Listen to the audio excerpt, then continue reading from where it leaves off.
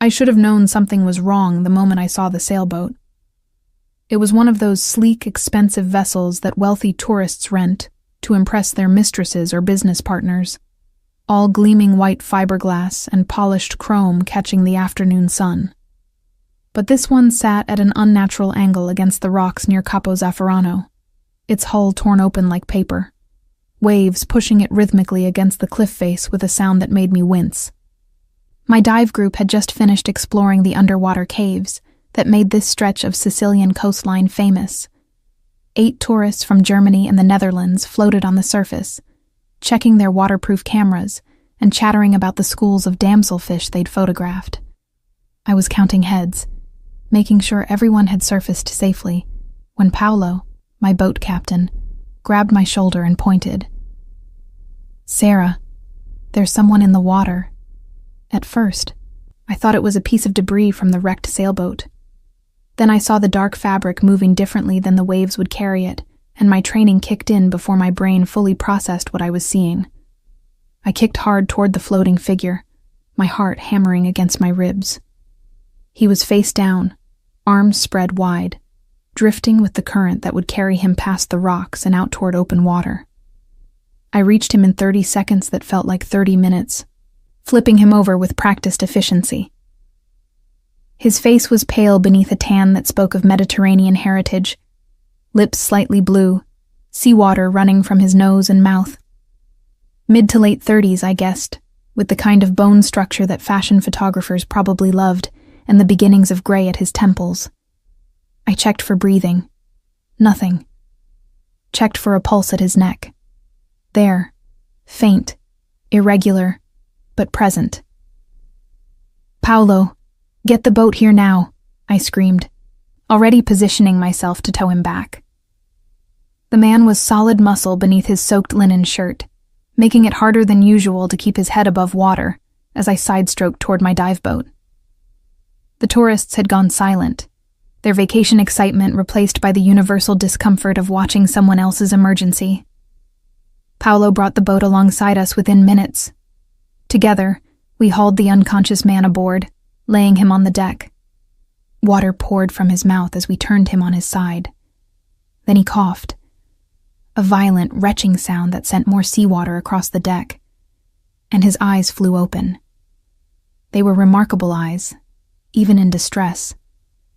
Dark brown, almost black, with an intensity that suggested he was accustomed to reading people quickly and accurately. Those eyes fixed on me with an expression I couldn't quite place. Not gratitude, not fear, but something closer to calculation, as if he were immediately assessing whether I was a threat or an asset. "You're safe," I said in English, then repeated it in my mediocre Italian. "Sei al sicuro." He coughed again, his whole body shaking with the effort. When he spoke, his English was perfect, touched with a British accent that suggested expensive education. My boat, the steering failed, the rudder, it was cut. That statement should have confused me.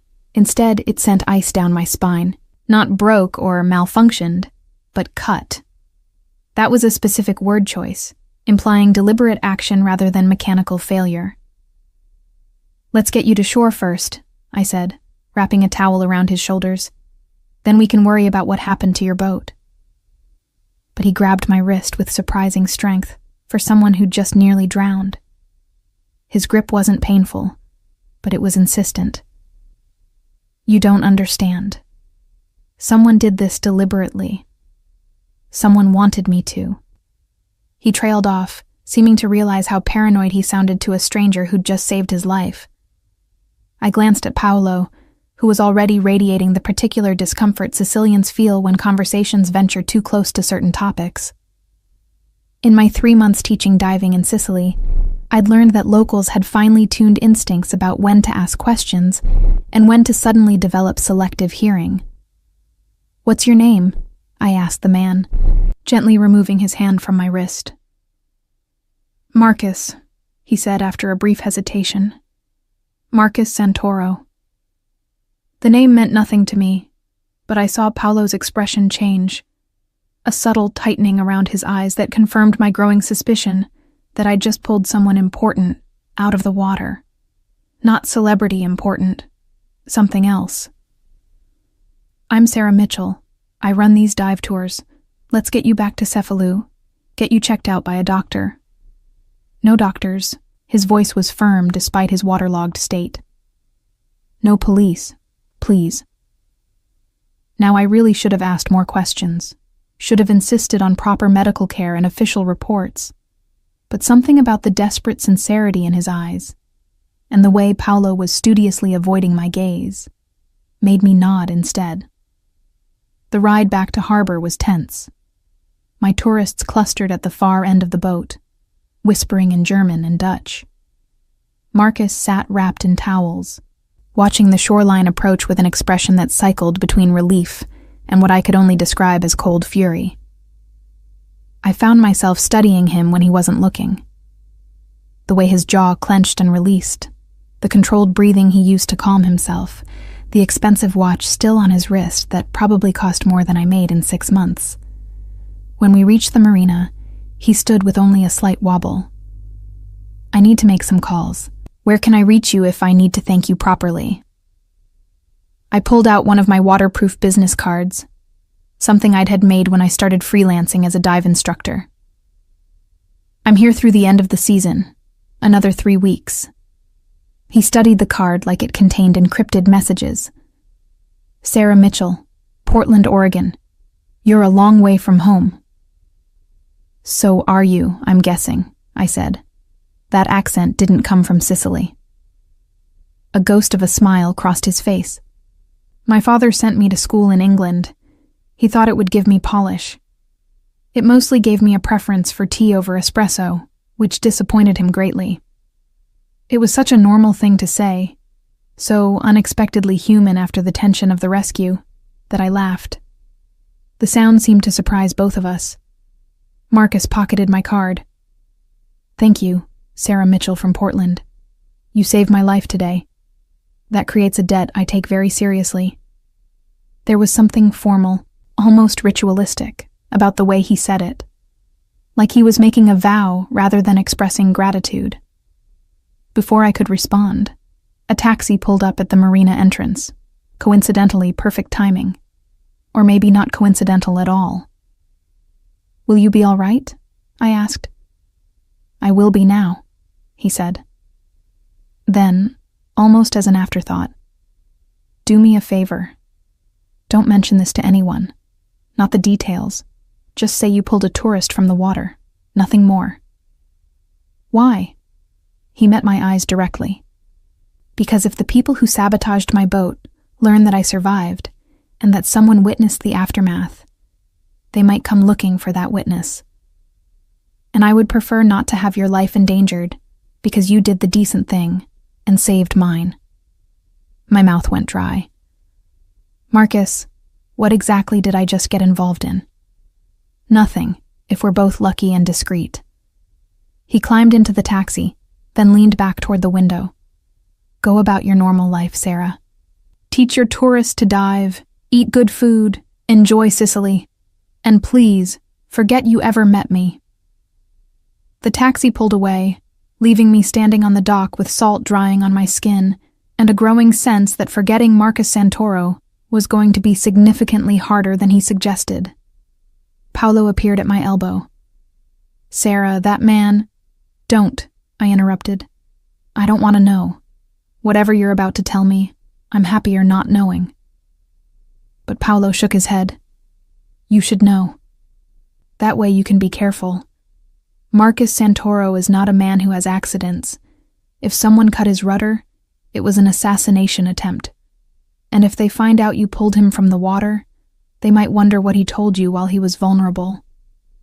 He told me nothing, just that his steering failed. It doesn't matter what he actually told you. It matters what they think he might have told you. I stared at my boat captain, this 60-year-old Sicilian who'd been nothing but kind and professional for 3 months, and saw genuine fear in his eyes. What are you saying, Paolo? I'm saying go back to your apartment. Pack your bags. Get on a plane to Portland tonight. Don't wait for the end of the season. Just go. But I didn't go. Maybe it was stubbornness, or the fact that I'd already bought my return ticket for 3 weeks out and couldn't afford to change it. Maybe it was the naive American assumption that movie plot dangers didn't happen to dive instructors who paid their taxes and avoided trouble. Or maybe, if I'm being honest with myself, it was because Marcus Santoro's dark eyes had held something that made me want to understand what kind of life required someone to sail alone to think, whose enemies would sabotage a boat in broad daylight, who spoke of debts and discretion like they were sacred concepts. I went home to my small rented apartment in Cefalu's Old Town. I showered the salt from my hair and changed into clean clothes. I made pasta with the tomatoes and basil from my landlady's garden. I tried to read a book on my terrace overlooking the Mediterranean, but found myself rereading the same paragraph 5 times. When I finally fell asleep, I dreamed of dark water and sinking boats, of expensive watches glinting in the deep, of eyes that assessed and calculated even while death approached. I had no idea that 24 hours later, everything Paolo had warned me about would come true in the form of 6 black SUVs and men who looked at me like I was a problem requiring a permanent solution. The next morning started like any other. I woke at dawn to the sound of fishing boats leaving the harbor, their engines a familiar rumble that had become my alarm clock. I made strong coffee on my small stove, toasted yesterday's bread, and ate breakfast on my terrace while reading the local news on my phone. There was a small article about a sailboat accident near Capo Zafferano. Tourist likely swept out to sea, search suspended, presumed drowned. No mention of a rescue. No mention of Marcus Santoro by name. I wondered if he'd made those calls he mentioned. Wondered if he was safe wherever he'd gone. My first tour of the day was an easy one. A family from Milan with 2 teenagers who'd done some diving before. We spent the morning exploring a shallow reef, pointing out octopi hiding in crevices and moray eels that looked menacing, but generally left humans alone. The teenagers were thrilled, the parents relaxed, and I felt myself sliding back into the comfortable rhythm of my work.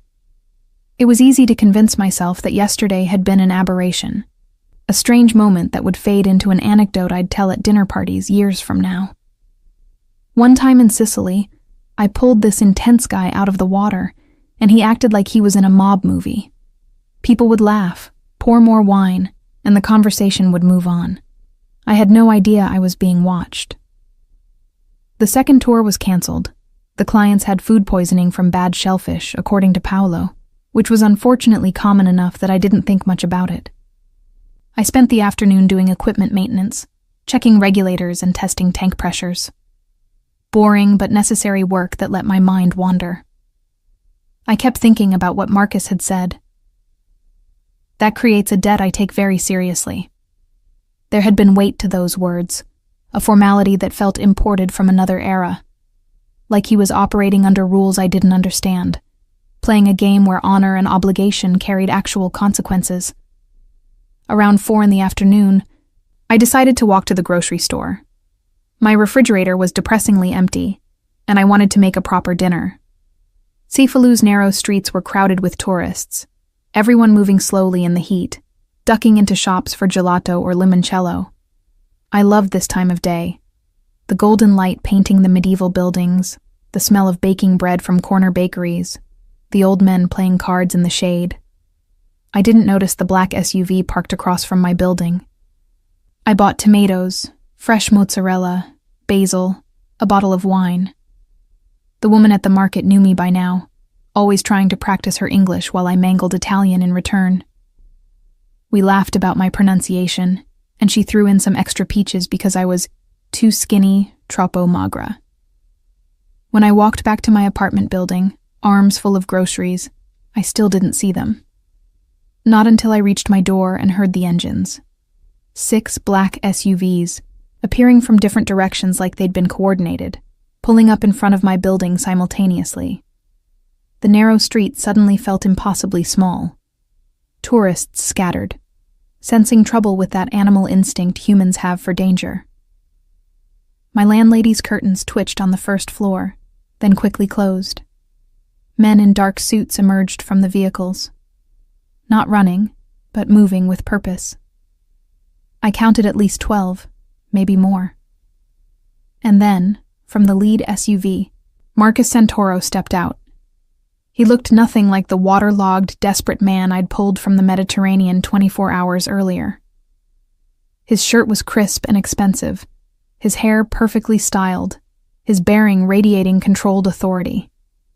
But his eyes, those dark, calculating eyes, held something that might have been regret as they fixed on me.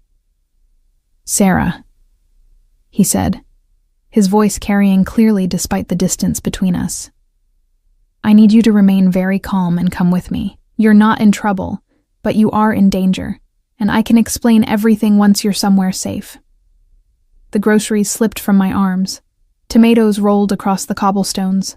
The wine bottle shattered, red liquid spreading like blood. "What is this?"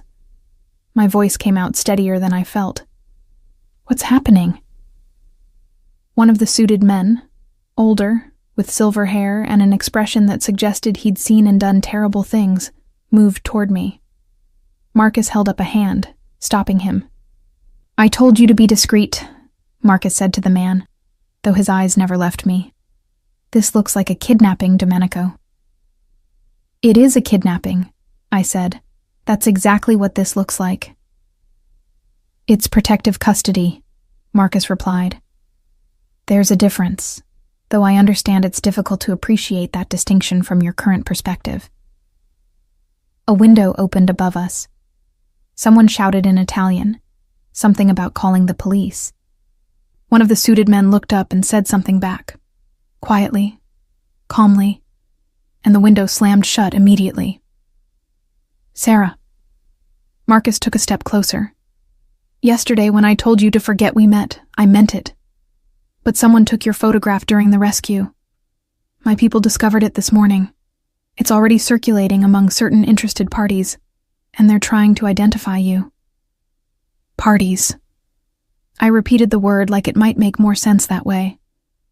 "What parties?" "The people who sabotaged my boat. They think I might have told you something during the rescue. Something valuable enough to extract from you, one way or another." The street seemed to tilt. I grabbed the doorframe for support. "But you didn't tell me anything." "I know that. You know that. They don't know that. And by the time they discover you're genuinely ignorant of anything useful, you'd already be." He paused, choosing his words carefully. "Irrecoverably compromised." "This is insane. This is absolutely insane. I'm an American citizen. I'll call my embassy. I'll..." "Do that, and you'll be dead within 48 hours, the silver-haired man, Domenico, said flatly. "The American embassy in Palermo cannot protect you from what's coming. They can file paperwork after they find your body, but that's not particularly helpful to you." My knees actually buckled. I caught myself against the wall, breathing hard, my mind racing through impossible options. Run? Where? Fight? Against 12 armed men? Scream? The windows were all closed now, everyone hiding, no one willing to get involved in whatever this was. Marcus crossed the remaining distance between us. Up close, I could see the tension in his jaw, the carefully controlled concern in his eyes. "I am genuinely sorry about this. But you saved my life yesterday, and I don't forget debts. Which means I'm not leaving you to the wolves who want to use you against me. So you have two choices. Come with me voluntarily, and let me protect you until this situation is resolved, or I have my men carry you to the car, which is unpleasant for everyone, but arrives at the same destination. Some choice." "More than most people get in similar circumstances," Domenico muttered. I looked from Marcus to the SUVs to the closed windows of my neighbors who wouldn't meet my eyes. Thought about Paolo's warning yesterday. If they find out you pulled him from the water, they might wonder what he told you. Thought about the small article in the news that morning, reporting Marcus Santoro as presumed dead. If his enemies thought he'd drowned, why were they still hunting for witnesses unless... They don't know you survived, I said suddenly. That's why the article said presumed drowned. You're letting them think you're dead. Marcus's expression flickered with something like approval. Smart. Yes. Which gives me time to investigate who authorized my murder. But the photograph of you pulling me from the water complicates that strategy. It proves I survived long enough to be rescued, which means they'll assume I survived, period. And now they want to know what I might have said to the pretty American dive instructor who saved me. I'm not pretty. I'm sunburned and usually covered in salt water. That's not really the point right now.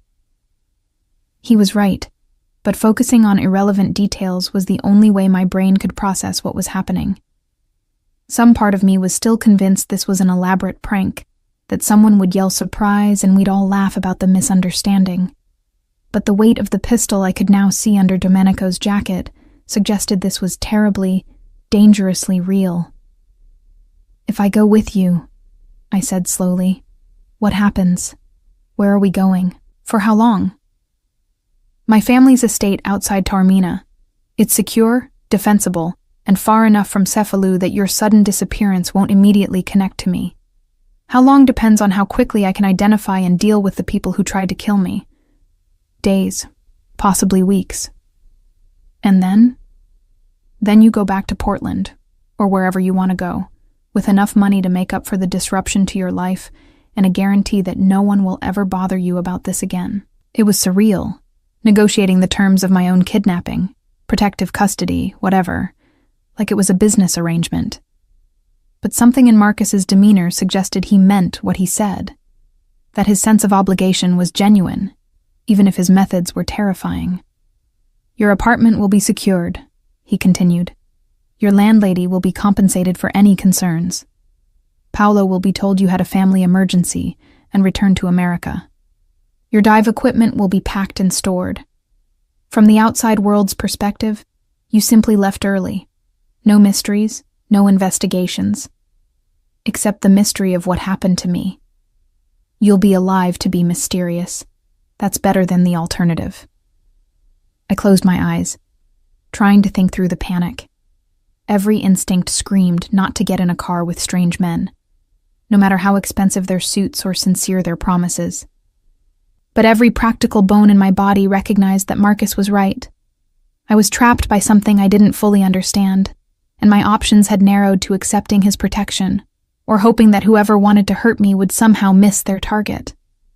When I opened my eyes, Marcus was watching me with an expression that might have been sympathy. I know this is unfair, he said quietly. You did a good thing yesterday, and now you're paying a price for basic human decency. I hate that, but I can't change it, only mitigate it. Please, Sarah, let me keep you safe. Maybe it was the exhaustion in his voice. Maybe it was recognition that he seemed as frustrated by this situation as I was. Maybe it was just the total absence of better options. Fine, I heard myself say. But I want to pack a bag, and I want to call my sister and tell her I'm okay. Supervised packing. No phone call until we're secure. Domenico countered immediately, but Marcus shook his head. Let her pack. Give her 15 minutes. No phone call yet, but I promise you'll be able to contact your family once we're at the estate. I'm not a monster, Domenico. You're too soft, the older man grumbled, but he gestured two of the suited men to follow me inside. My hands shook as I unlocked my apartment door. The men stayed in the doorway, watching but not entering, which I appreciated even though the whole situation was absurd. I grabbed my suitcase and started throwing in clothes, toiletries, my laptop, chargers, anything that seemed essential for an indefinite stay in what I was mentally calling house arrest with a view. The drive to Taormina took nearly 3 hours along Sicily's coastal highway. I sat in the middle SUV, sandwiched between Marcus and Domenico, watching the Mediterranean flash past through tinted windows. The convoy moved smoothly, professionally, like this was routine for everyone except me. My heart gradually stopped hammering, replaced by a surreal numbness punctuated by moments of sharp clarity when I'd remember this was actually happening, and not some fever dream brought on by bad shellfish. Marcus spent most of the drive on his phone, speaking in rapid Italian that was far too fast and idiomatic for my basic language skills. I caught fragments, names I didn't recognize, terse questions. Occasionally, his voice dropping to something that sounded distinctly threatening. Beside him, Domenico worked on a laptop, his weathered fingers flying across the keyboard with surprising speed. "Can I ask questions?" I finally said, breaking the silence.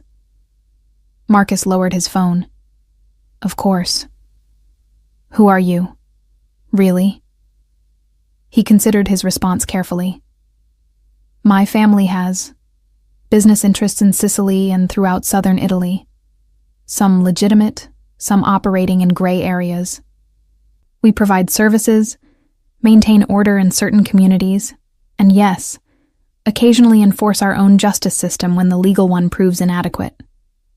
"You're mafia." "That word carries a lot of Hollywood baggage," he said mildly. "But essentially, yes. My family has been part of Sicily's alternative governance structure for 5 generations. It was the calm way he said it that made it real.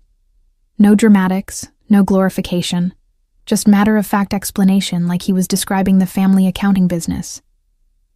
"And someone in your family tried to kill you.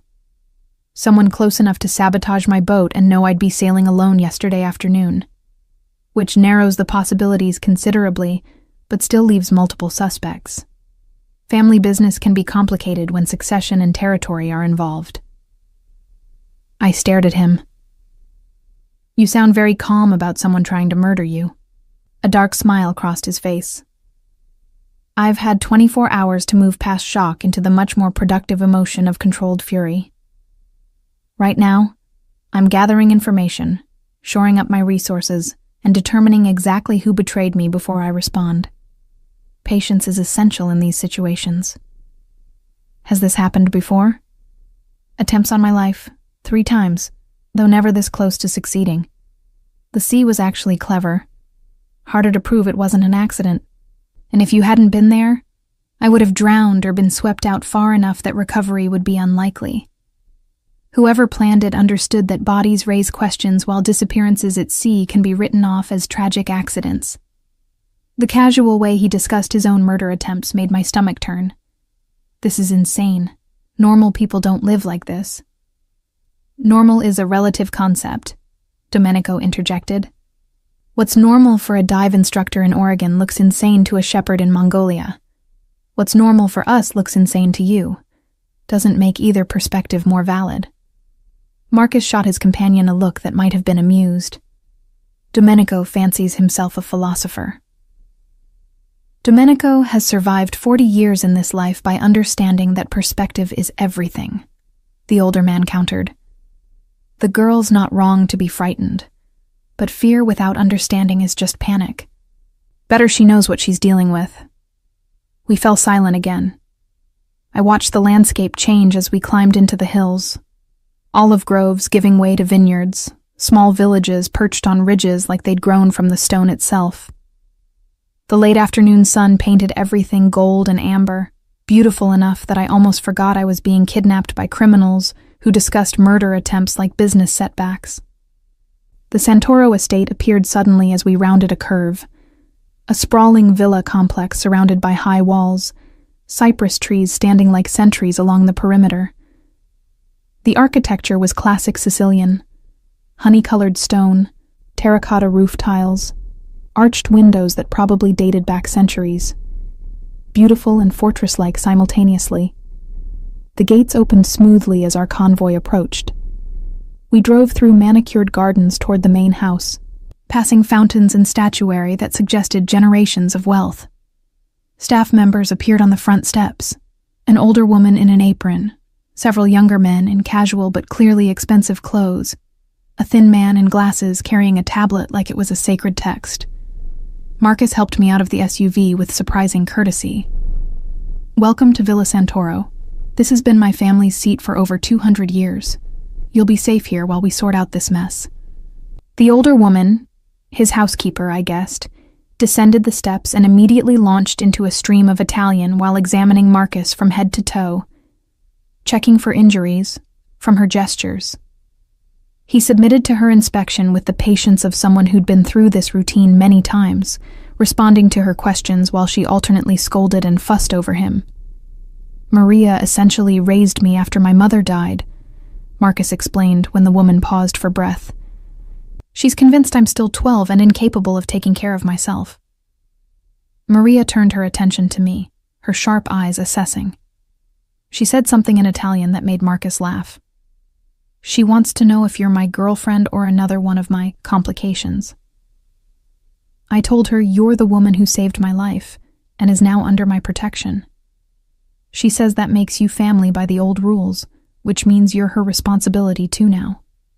Before I could respond, Maria took my hands in hers, rough, warm hands that had clearly done decades of work, and said something else. She says welcome to our home, and she's sorry you've been dragged into our problems. Also, you're too thin, and she's going to fix that immediately. Despite everything, I felt tears prick my eyes. There was something about the genuine warmth in Maria's greeting, the normalcy of maternal fussing, that broke through my emotional numbness. "Thank you," I managed in Italian. "Grazie." Maria beamed and patted my cheek, then barked orders at the younger staff members who scrambled to grab my luggage. "I'll show you to your room," Marcus said. "Then we'll have dinner, and I'll explain everything I can about the situation and what happens next. I imagine you have more questions." "About 1,000. I'll answer what I can. Some things I can't share for your own safety. The less you know about certain aspects of our business, the better." He led me through the villa's interior, all marble floors and frescoed ceilings, antique furniture that probably belonged in museums, family portraits spanning generations. We climbed a sweeping staircase to the second floor, down a corridor lined with more art than I'd seen outside galleries, stopping at a door near the end. "This was my sister's room before she married and moved to Rome," Marcus said, opening the door. "It has its own bathroom, and the windows face the garden rather than the drive, so it's quiet. Make yourself comfortable. Maria will bring up some clothes if you need anything you didn't pack. Dinner is at 8, about 2 hours." The room was beautiful. High ceilings, a 4-poster bed with linens that probably cost more than my monthly rent, a writing desk by windows that overlooked terraced gardens. A doorway led to a bathroom with a tub large enough to swim in. I searched for words. "This is really nice. Thank you." Marcus lingered in the doorway. "Sarah, I know none of this is what you wanted or expected, but I give you my word, my personal word, that you'll be safe here. No one will harm you while you're under my protection. That's not an empty promise. It's a bond that carries weight in my world." "Why?" The question came out more desperate than I intended.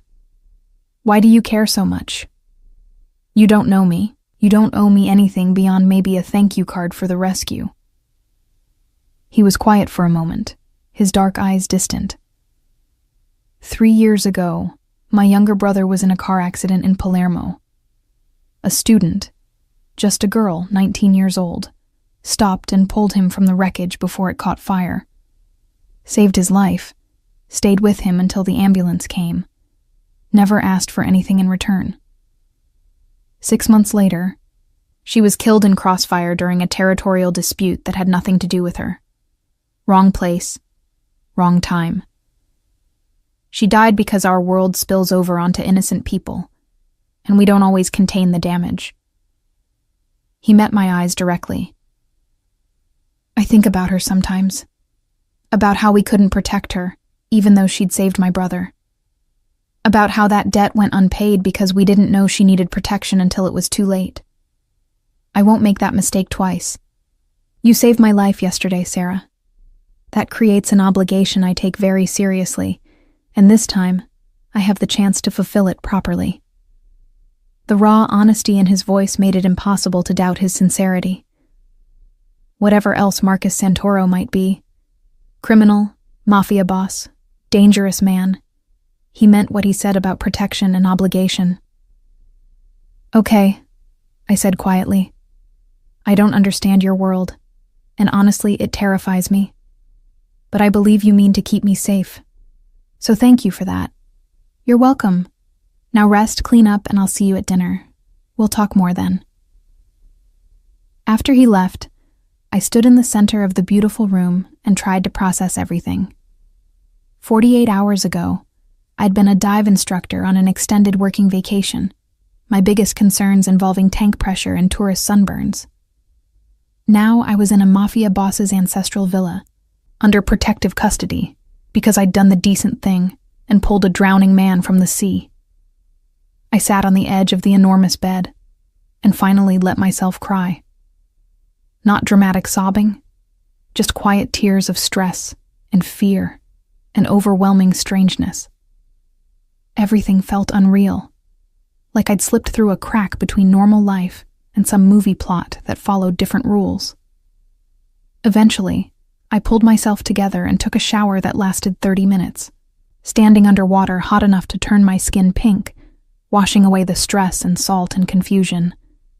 The bathroom cabinets held expensive soaps and lotions, fluffy towels that felt like clouds, little luxuries that were probably everyday items here but felt absurdly decadent to someone who'd been living in a third-floor walk-up with intermittent hot water. When I emerged wrapped in a towel, I found my suitcase had been unpacked, my clothes hanging in the wardrobe, toiletries arranged on the bathroom counter, laptop charging on the desk. Professional, efficient, slightly eerie. I dressed in the nicest casual clothes I'd packed, dark jeans, a simple blouse, the leather sandals I'd bought at a Cephalou market.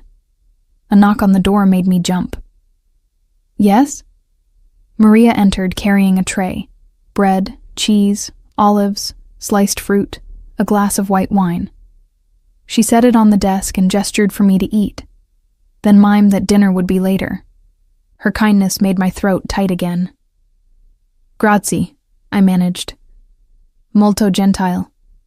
She smiled and patted my shoulder, said something I didn't understand, but that sounded sympathetic, and left me alone with enough food to feed 3 people.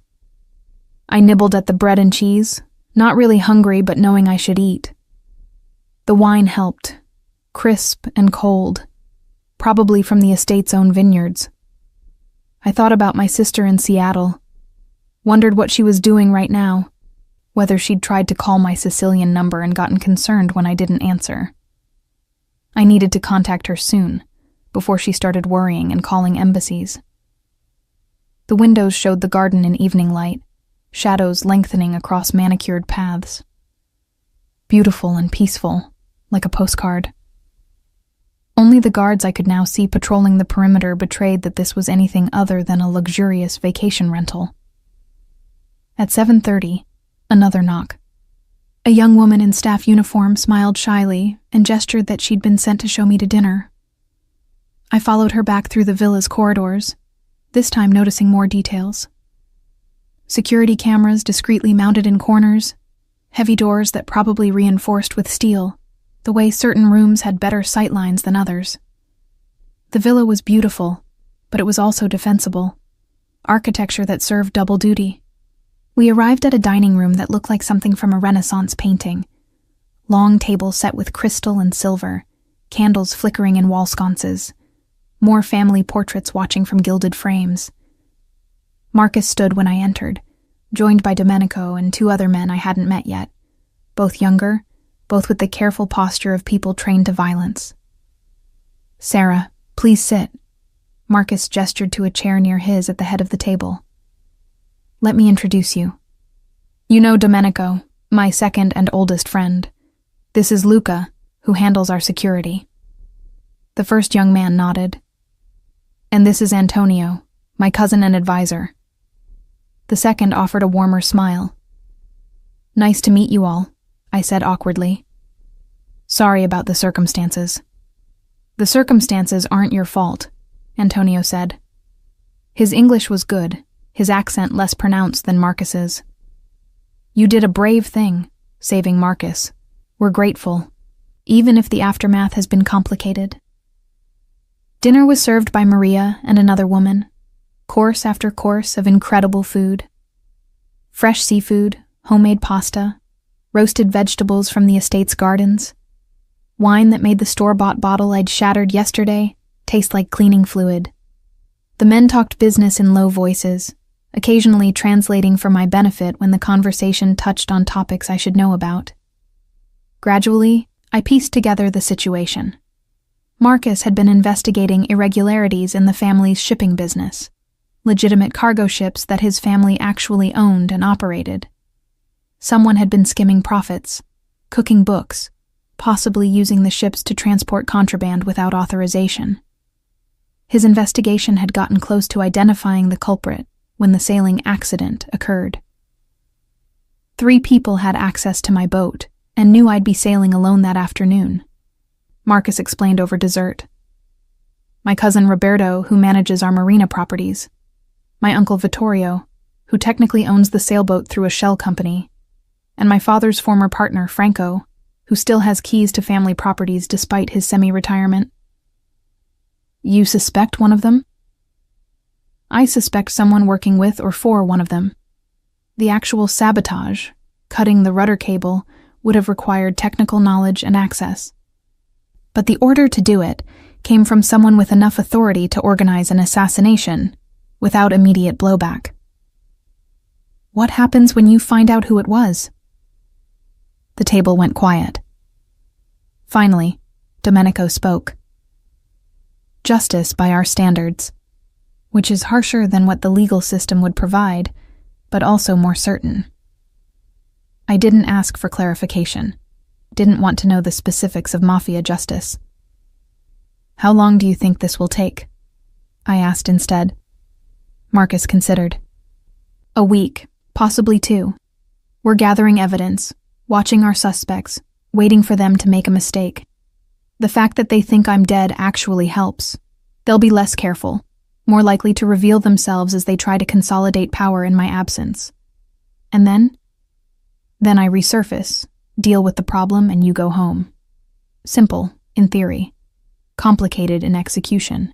The first few days at Villa Santoro passed in a strange blur of enforced domesticity and underlying tension.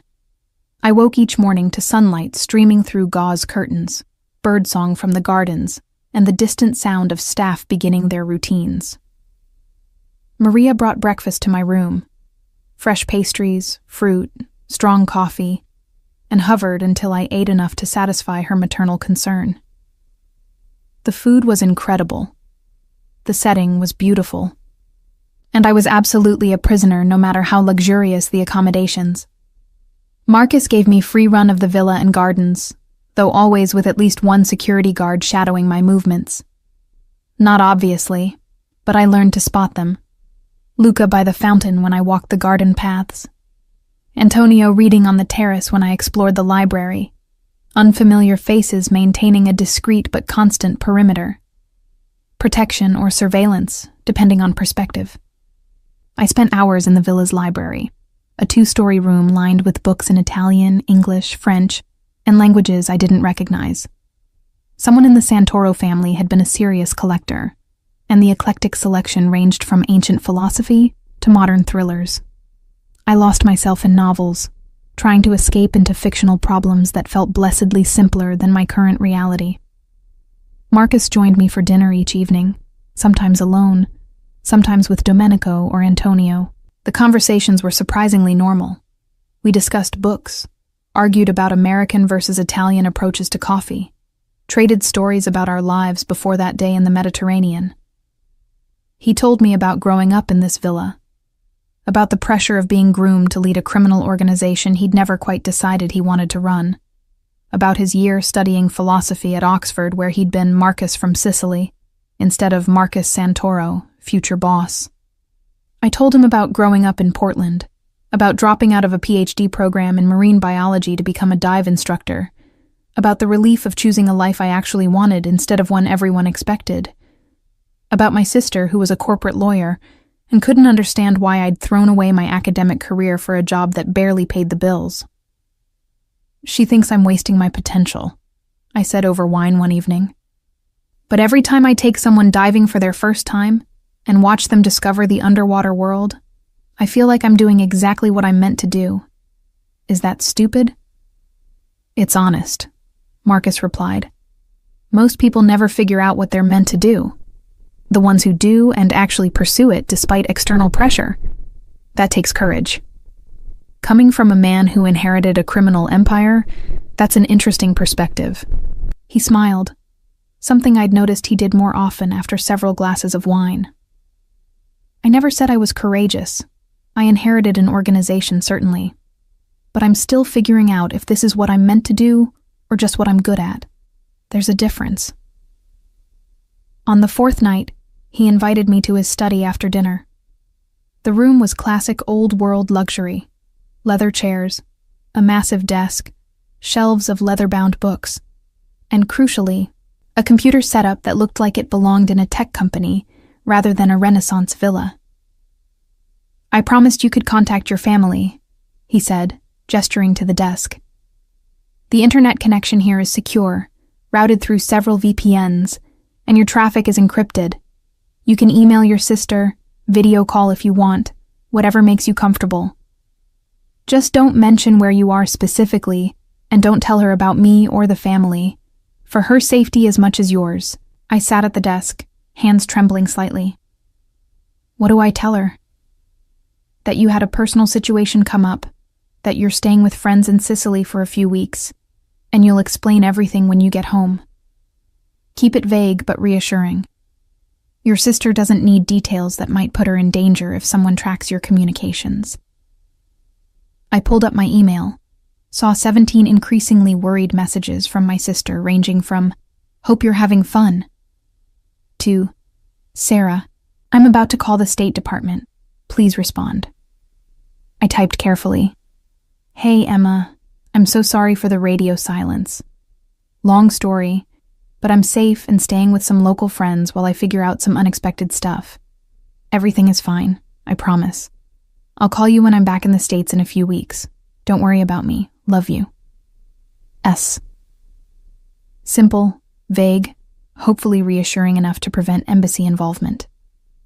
I hit send and immediately felt both better and worse, connected to my real life, but also reminded of how far away that life currently was. "Thank you," I said to Marcus, "for letting me do that. I'm not your jailer, Sarah. I'm your protector. There's a difference, even if it doesn't always feel like one." That night, I couldn't sleep. I lay in the enormous bed, staring at the ceiling, thinking about the surreal nature of my situation. During the day, when I was reading in the library, or walking the gardens, or having surprisingly normal conversations with Marcus, it was easy to almost forget why I was here. But alone in the dark, reality reasserted itself. I was being held against my will by criminals, because I'd accidentally witnessed something that made me a liability to other criminals. Around midnight, I gave up on sleep and wandered to the windows.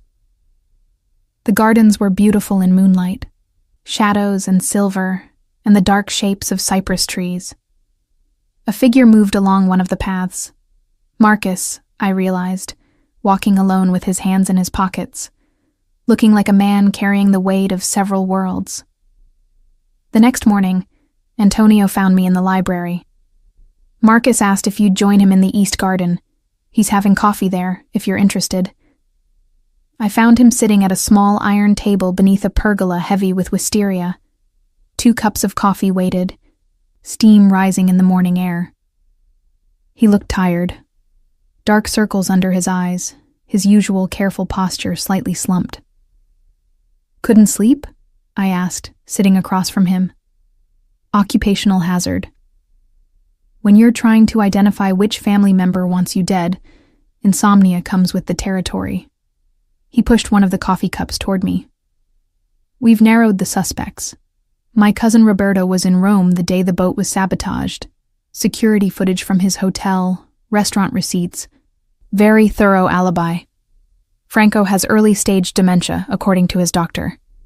He couldn't have orchestrated something this complex." "That leaves your uncle?" "That leaves Vittorio. My father's younger brother. Always ambitious. Always second best. He has motive, controlling the family business after I'm gone. He has means, access to the boat, connections to people who could do the actual sabotage. What I don't have yet is proof, just circumstances and suspicion. What happens when you have proof? Marcus was quiet for a long moment, watching the morning light through the wisteria. I call a family council, present the evidence. Let the family decide his fate according to our traditions. It won't be gentle, but it will be just by our standards. Do you think he'll confess? If confronted correctly, yes.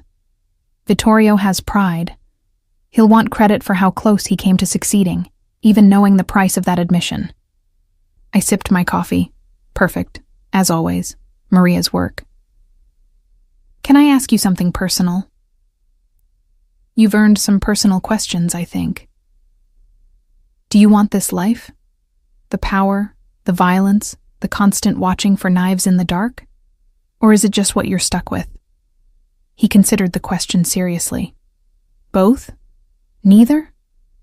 I was raised for this. Groomed, educated, trained to lead from the time I could walk. But my brother's death 3 years ago, the one I mentioned, who was saved by that student, changed something. He was supposed to be untouchable. We're supposed to be able to protect family. When we couldn't, when he died from injuries that took months to kill him, I started questioning whether this power is real or just an illusion we maintain through violence and fear. But you stayed. I stayed because leaving would have meant civil war. Succession disputes in families like mine don't resolve peacefully. People die, not just the principals, but staff, associates, innocent bystanders. So I stayed, and I tried to make things less violent where I could, more legitimate where possible, more humane when I had the authority. Small changes, incremental improvements. It's not redemption, but it's something. The honesty in his voice made me see him differently, not just the criminal boss or the dangerous man who disrupted my life, but someone genuinely struggling with inherited responsibility and genuine moral conflict. For what it's worth, I said, you don't seem like a monster. That's probably the nicest thing anyone said to me this week. He smiled slightly, though the week's been rough, so the bar is admittedly low. We sat in comfortable silence, drinking coffee, watching the garden wake up. It was almost peaceful, that moment, before Luca came running across the lawn with news that would change everything. Marcus! He called from yards away, not caring about decorum. We found something. You need to see this now. The tone in his voice sent ice through my veins. Marcus was on his feet immediately, all trace of contemplative philosophy replaced by cold focus. What is it? Security footage from the marina, the night before your accident. You need to see who was on your boat. We followed Luca back to the villa, Marcus moving with barely contained urgency. In his study, Domenico had pulled up grainy security footage on the large monitor. The timestamp showed 2 nights ago, around 3 a.m. There, Domenico pointed, coming from the parking area. A figure approached Marcus's sailboat, moving with the confidence of someone who belonged. Even in the poor quality footage, I recognized the build, the walk. Marcus's face went absolutely still, but I saw his hands clench into fists. That's not Vittorio, he said quietly. No, Domenico confirmed. That's your cousin Antonio. The room seemed to freeze. Marcus stared at the screen as Antonio, charming, friendly Antonio, who'd welcomed me to Villa Santoro and called me brave, disappeared below deck on the sailboat, emerging 20 minutes later and walking calmly back to the parking area. Antonio? Marcus repeated, the name barely audible. My father's sister's son, the one I trained personally, the one I trusted with security decisions. There's more, Luca said. Financial records we just broke into from his personal accounts. Large payments from Roberto over the past 6 months. They've been working together, Roberto providing money and alibis, Antonio doing the actual work. And Vittorio? Marcus asked. Likely innocent. We think they were trying to frame him with circumstantial evidence while they consolidated power behind the scenes. Marcus sat heavily in his desk chair, staring at the paused image of Antonio on the screen. The betrayal was written across his face, not anger yet, but something deeper and more painful. He ate dinner with us, Marcus said. He smiled at Sarah. He called her brave for saving me, all while knowing he'd tried to kill me 2 days earlier. What do we do? Domenico asked quietly. Marcus was silent for a full minute. When he spoke, his voice was controlled but carried an edge that made me shiver. We let him think we still suspect Vittorio. We continue the investigation publicly. And tonight, we'll have a private conversation with Antonio where he explains exactly why betraying family seemed like a good idea. He looked at me, and I saw something in his eyes that hadn't been there before. Not violence exactly, but the capacity for it. The reminder that underneath the philosophy and the coffee conversations, Marcus Santoro was still a man who operated in a world where betrayal meant death. Sarah, you should stay in your room tonight. What happens next isn't something you need to see or hear. Will you kill him?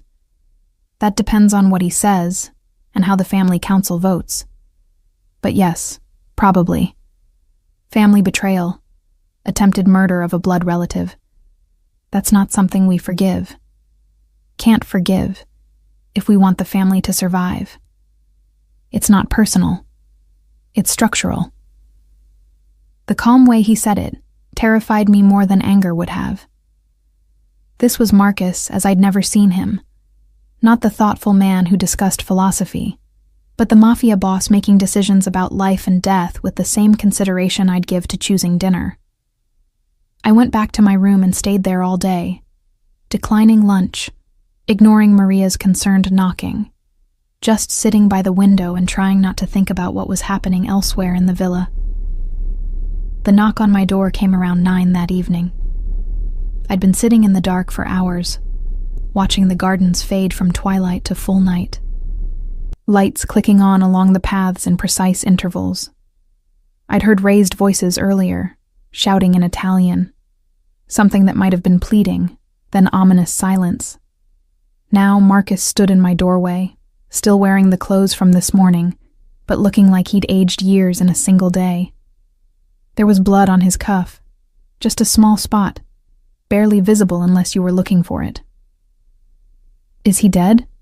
I asked, surprised by how steady my voice sounded. No, but he will be, after the family council tomorrow. He confessed everything. How Roberto promised him control of the northern territories. How they'd been planning this for months, waiting for the right moment. He tried to justify it. Said I was making the family weak with my reforms, that we needed stronger leadership. Marcus leaned against the doorframe, suddenly looking exhausted. He's 28 years old. I taught him to shoot, to negotiate, to read people. And he tried to murder me because he thought my version of leadership wasn't violent enough. I didn't know what to say. What comfort could I offer for betrayal this fundamental? The family council meets at noon tomorrow, Marcus continued. 20 senior members will hear the evidence and vote on his fate. It's a formality. The vote will be unanimous for execution. But we follow procedure even in matters like this. Especially in matters like this. And after, you go home. The threat to you dies with Antonio and Roberto.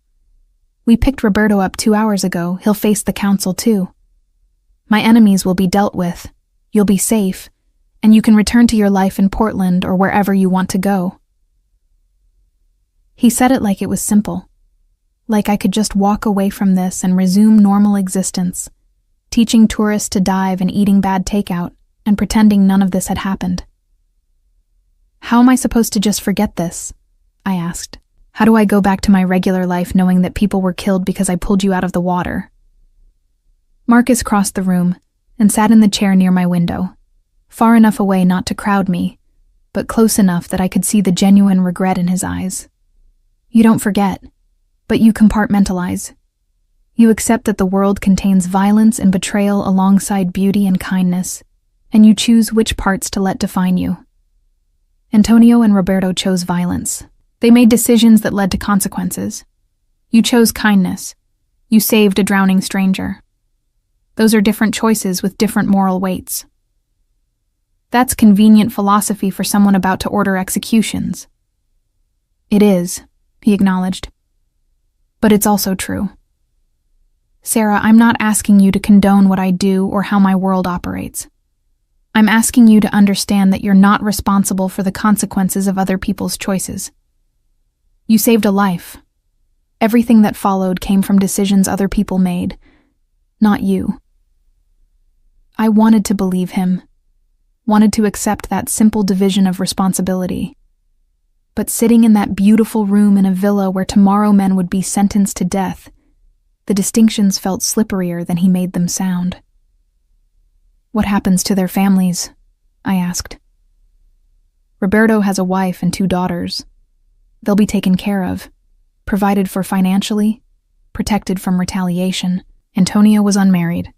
His mother will grieve, but she'll be looked after. We don't punish families for individual betrayal unless they were complicit. At least there was that. Some boundary to the violence, some line they wouldn't cross.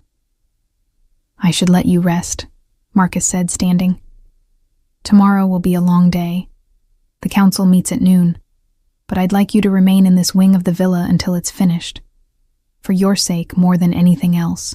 I don't want to see it anyway. Good. After it's done, we'll arrange your travel home. First-class flights, compensation for the disruption to your life, and my personal guarantee that you'll never be bothered about any of this again. You'll be able to put this behind you. He moved toward the door, then paused. Sarah, for what it's worth, these past few days, talking with you, having someone to have normal conversations with who isn't calculating angles or power plays, it's been a reminder of what life could be like. So thank you for that, even if the circumstances were terrible. After he left, I finally cried properly. Not the quiet tears from that first day, but full sobbing into the expensive pillows, grieving for the innocence I'd lost without quite realizing I still had it. I'd known intellectually that the world contained violence and organized crime, and people who killed without hesitation.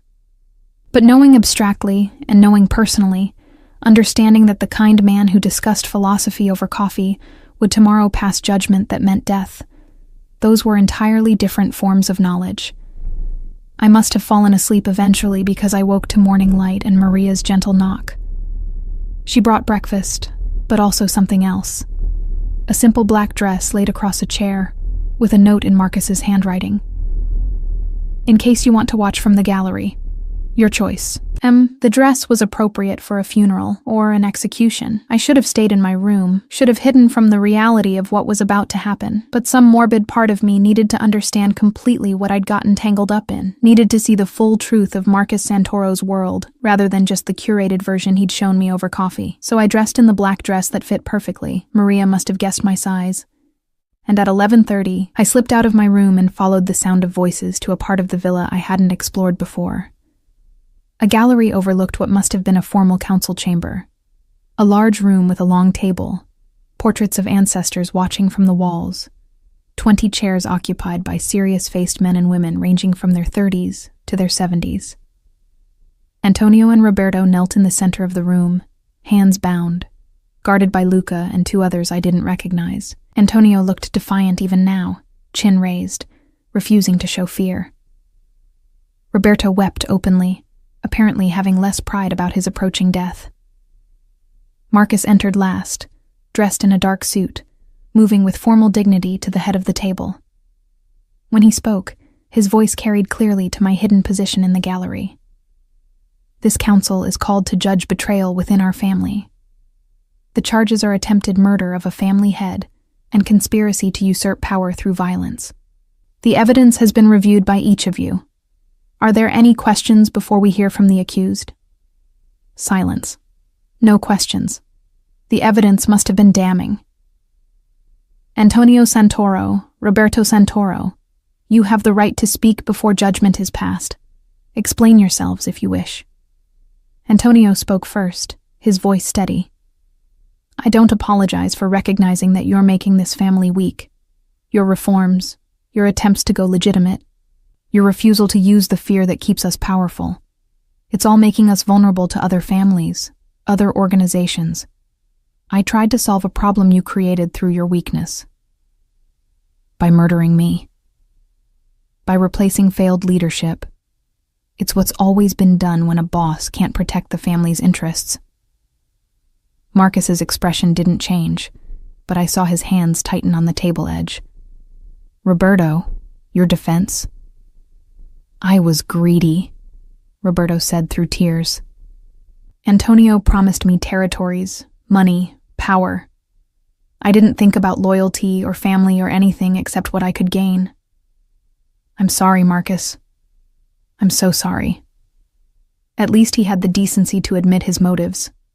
I thought bitterly. "The family will now vote," Marcus said. "All in favor of the traditional sentence for family betrayal, death by the wronged party's choice of method, indicate now." 20 hands rose. Unanimous, as Marcus had predicted. The sentence is death, to be carried out before sunset today. Antonio Santoro, as the primary conspirator, your execution will be handled by me personally. Roberto Santoro, Domenico will carry out your sentence. May God have mercy on your souls, because this family cannot.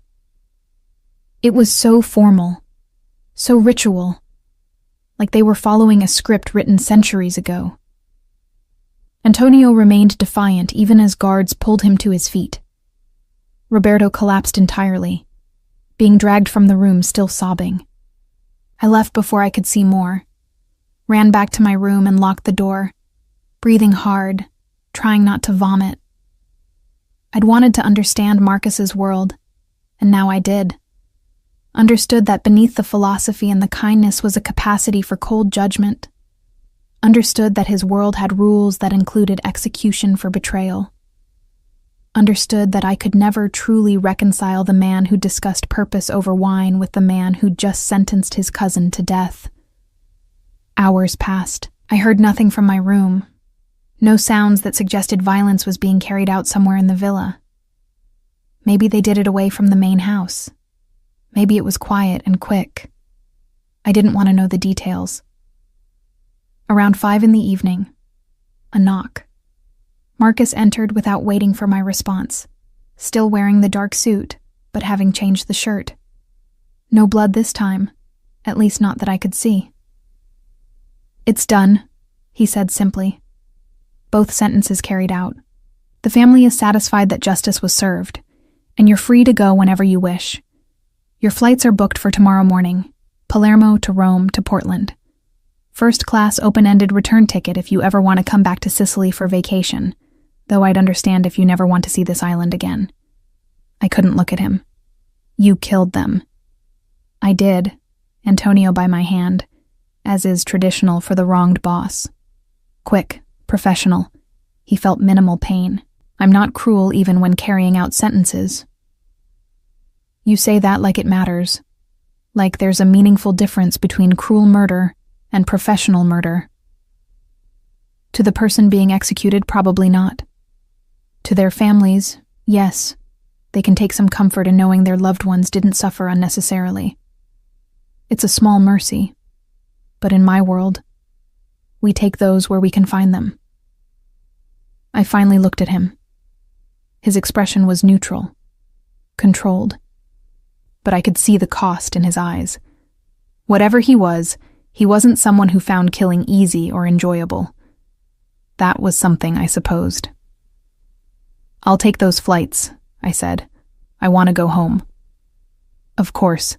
Maria will make sure you have everything you need for the journey. And Sarah." He paused, seeming to struggle with words. "I wish we'd met under different circumstances. In another life, where I was just Marcus and you were just Sarah, we might have been friends, maybe more than friends. But in this life, with who we both are, and what we've both seen, I think the best thing I can do for you is let you go and make sure you're never touched by this world again. Will I be safe? Really safe? You have my word. The people who knew about you are dead. My family knows you're under permanent protection. Anyone who touches you answers to me. Your name will be on a list that every organization in Sicily and most of southern Italy respects. You're safer now than you were before you ever pulled me from that water. It was cold comfort, but it was something. Thank you for keeping your promise about protection. Whatever else happened, you did what you said you'd do. It's the least I owed you. The debt for saving my life can never be fully repaid, but I've done what I can. He left me alone after that. I spent my last night at Villa Santoro packing my things, eating the farewell dinner Maria prepared with tears in her eyes, accepting the envelope of cash Marcus left in my room. More money than I'd make in 6 months of diving instruction, compensation for the life he'd disrupted. The flight home was surreal. First class for the first time in my life, treated like royalty by flight attendants who had no idea why I looked shell-shocked and barely touched the expensive meal.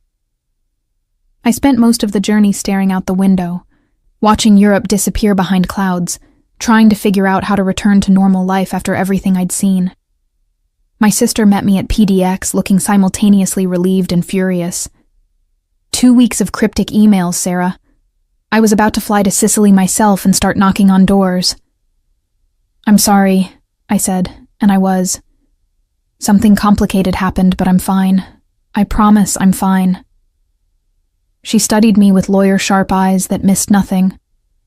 You look like you've seen some things. I have. I'll tell you about it eventually. Just not yet.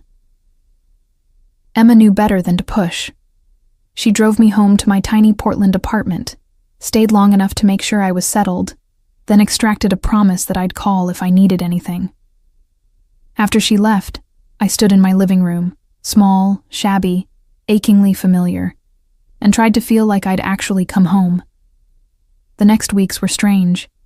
I went back to my regular life, teaching diving in local quarries, picking up instructor shifts at the community college pool, eating cheap Thai food, and watching Netflix. On the surface, everything was the same. But I'd changed in ways I couldn't quite articulate. I found myself constantly aware of my surroundings now, noting exits and sightlines, cataloging faces that appeared too frequently to be coincidental. Once I'd have called it paranoia, but after Sicily, I recognized it as the awareness of someone who'd seen how quickly normal could become dangerous. I had nightmares sometimes. Not about violence I'd seen, but about violence implied. Dreams where I stood in galleries watching judgments passed, where I pulled drowning men from water who turned to look at me with dead eyes, where I ran through Sicilian villas searching for exits that didn't exist. 6 weeks after returning home, a letter arrived. Expensive paper, Italian postage, familiar handwriting. Sarah, I hope this finds you well and settling back into your life. I wanted you to know that the situation here has stabilized completely. The family is unified, the territories are secure, and there have been no further challenges to my leadership. You were right to be disturbed by what you witnessed. I'm disturbed by it too, even though I understand the necessity within the world I inhabit. I think about you sometimes. Wonder if you're teaching diving, if you've managed to put Sicily behind you. I hope you have. You deserve a life untouched by the complications of mine. But if you ever need anything, and I mean anything, the promise of protection remains. Your family by the old rules, which means something permanent in my world. Be well. Live the life you chose. M. I read it 3 times, then tucked it into a drawer. Part of me wanted to throw it away, sever all connection to that chapter of my life. But another part, the part that remembered coffee conversations and genuine moments between the violence, couldn't quite do it. 3 months later, I was teaching an advanced diving class when my phone buzzed with an unknown number. Usually I ignored those, but something made me check. "This is Sarah Mitchell?" "It is." I didn't recognize the voice. Female, professional, slight Italian accent. "I'm calling on behalf of Marcus Santoro. There's no emergency, but he asked me to extend an invitation. He's purchased a property in Taormina, a diving school and residence combined.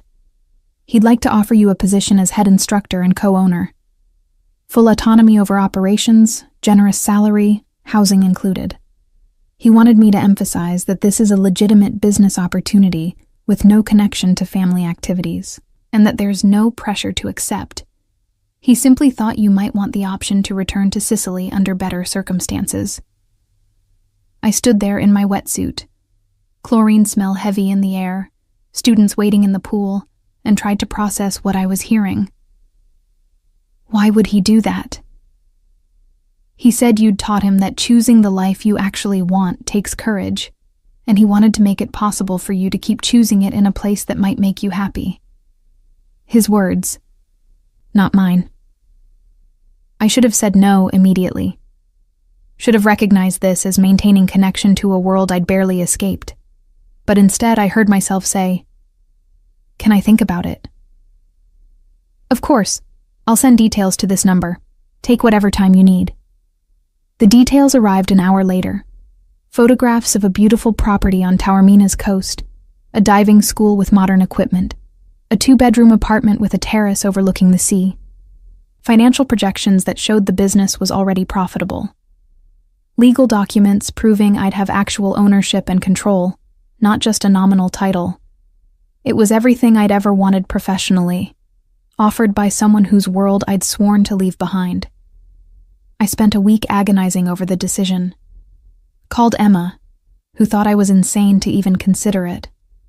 Called my former grad school advisor, who thought I was insane not to jump at the opportunity. Lay awake nights weighing the risks against the appeal of returning to a place I'd actually loved, before everything got complicated. In the end, it was remembering Marcus's words that decided it. "You chose kindness. You saved a drowning stranger. Don't let other people's choices define your life." I called the number. "I'll take it, but I have conditions." "Name them." "Complete operational independence. No family business conducted on the property or involving my staff. And if anything dangerous starts happening near me, I walk away with no questions asked."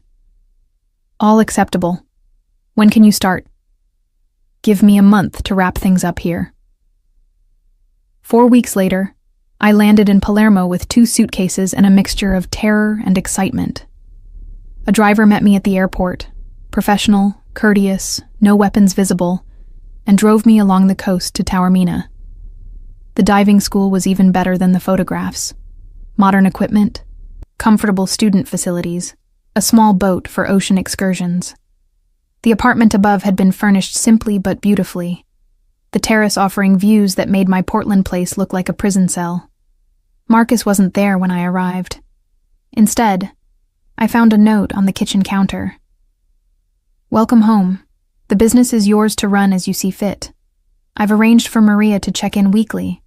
She's excited to feed you properly again. I'll stop by in a few days once you're settled, if that's all right.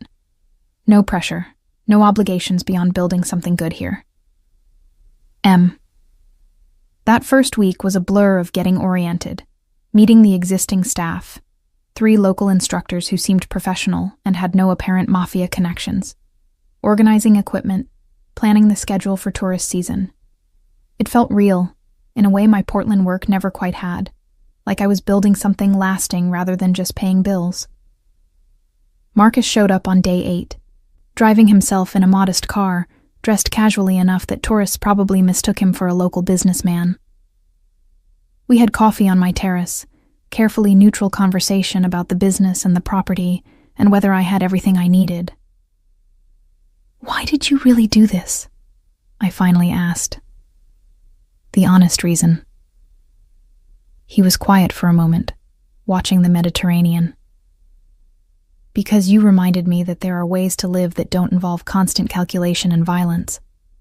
Because I wanted to create something good instead of just managing the various shades of bad in my regular life. And because I owed you a debt. and this seemed like a better way to repay it than just money and promises. This is more than repaying a debt. This is a gift. Call it what you want. Just build something good here. Teach people to dive. Show them the beautiful parts of Sicily. Create the life you actually want. That's payment enough. He finished his coffee and stood to leave. I won't intrude on your life here, Sarah. But if you need anything, you know how to reach me. And if you'd ever like to have dinner sometime, just as friends, nothing complicated, I'd enjoy that.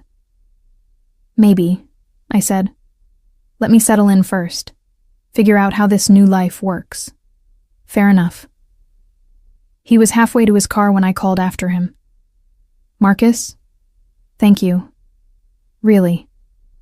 He smiled, the genuine one I'd seen occasionally at the villa, not the controlled public expression. You're welcome. And Sarah? It's good to have you back in Sicily. Over the following months, the diving school thrived.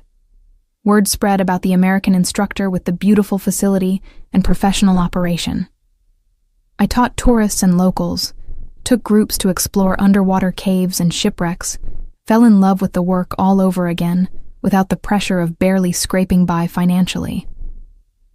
Marcus and I developed a careful friendship. He'd stop by every few weeks, always calling first, always respectful of boundaries. We'd have coffee or dinner, talk about books and philosophy, and the complicated nature of choosing how to live. He never brought business to the property, never involved me in anything connected to the family. The diving school remained completely separate from that world, exactly as I'd demanded. And slowly, very slowly, I began to trust that it was possible to exist in Marcus Santoro's orbit without being destroyed by it. It wasn't a romance. We both had too much history and too many complications for that simple narrative. But it was something real, a friendship built on mutual respect and shared understanding of what it meant to try building good things in a world that often rewarded the opposite. One evening, about 6 months after I'd returned, we were sitting on my terrace watching the sunset when Marcus said quietly, I've been thinking about succession planning. Not because I'm worried about another Antonio situation, but because I've realized I don't want to do this forever. The family business, all of it. What would you do instead? I don't know yet. Something legitimate, something that helps more than it hurts. Maybe something with boats, since that's what almost killed me and what brought me to you. He smiled slightly. The universe has a sense of irony. You could always learn to dive, I suggested. I'm an excellent instructor. Is that an offer? Maybe, if you promise not to have anyone sabotage my equipment. He laughed, genuine, surprised laughter that transformed his face. I promise. No sabotage, no complications, just a student learning from a good teacher. And somehow, impossibly, that's what happened. Marcus learned to dive over the next several months, showing up for lessons like any other student, following my instructions, discovering the underwater world with the same wonder I'd seen in countless clients before him. It was normal in the best way. A piece of ordinary life we carved out together despite everything else. 2 years after I'd pulled him from the Mediterranean, Marcus officially stepped back from leading the family, installing a council of trustees to manage things collectively. He didn't abandon the family completely. That wasn't possible. But he created enough distance to build a different kind of life. He bought a house in Taormina, not far from the diving school. Started a legitimate maritime business. Learned to live with slightly less power and significantly more peace. We grew closer, carefully navigating the space between friendship and something deeper, both aware of how unlikely and impossible this situation would seem to outside observers. Do you ever regret it? I asked him one evening, both of us sitting on his terrace, wine glasses in hand, the sea dark and calm below. Regret what specifically? My list of potential regrets is extensive. Pulling back from the family, choosing a quieter life, all of it. He considered the question seriously, as he always did. No, or rather, I regret the years I didn't do it sooner. I regret that it took someone trying to kill me to make me examine whether I wanted the life I was living. But the actual choice? No regret at all. This life, this version where I run a shipping company and take diving lessons and have dinner with a woman who tolerates my complicated history. This is better. Quieter. Less powerful. Infinitely better. Even knowing you could have had more power, more control. Power's overrated when you spend all your time watching for betrayal. Control is an illusion when you're constantly one conspiracy away from assassination. This, he gestured to the peaceful evening, the ordinary moment. This is real in a way that other life never was. I thought about my own journey, the PhD I'd abandoned, the conventional path I'd rejected, the strange route that led from Portland to Sicily via a mafia boss's near drowning. None of it made sense on paper, but somehow it had brought me to exactly where I needed to be. We're both pretty weird, I said. You know that, right? This whole situation is insane by normal standards. Completely insane, Marcus agreed cheerfully. But we've established that normal is overrated. I think we're allowed to build something good out of strange circumstances. And we did. Not a fairy tale ending. Those don't exist in real life. But something honest and hard-won and surprisingly functional. I ran my diving school. Marcus built his legitimate business. We navigated the complications of his past, and my wariness, and the fact that everyone around us probably thought we were both crazy. But on warm Sicilian evenings, sitting on terraces overlooking the Mediterranean, teaching tourists to appreciate the underwater world, having dinner with someone who understood both choosing your own path and living with complicated history, it felt like exactly the life I'd wanted, just arrived at through the strangest possible route. You know what the truly insane part is? I said to Marcus one evening. What's that? I'd do it again. If I saw someone drowning, I'd still jump in and pull them out, even knowing everything that followed. The danger, the complications, all of it. He smiled and raised his wine glass. To dangerously decent people who make inconvenient choices. To finding our way to strange but good lives, I countered. We clinked glasses and watched the sunset paint the Mediterranean gold and crimson, two unlikely people who'd built something real from one moment of kindness and all its chaotic consequences. It wasn't the ending I'd expected when I pulled a drowning stranger from the water. But somehow, impossibly, it was exactly where I needed to be.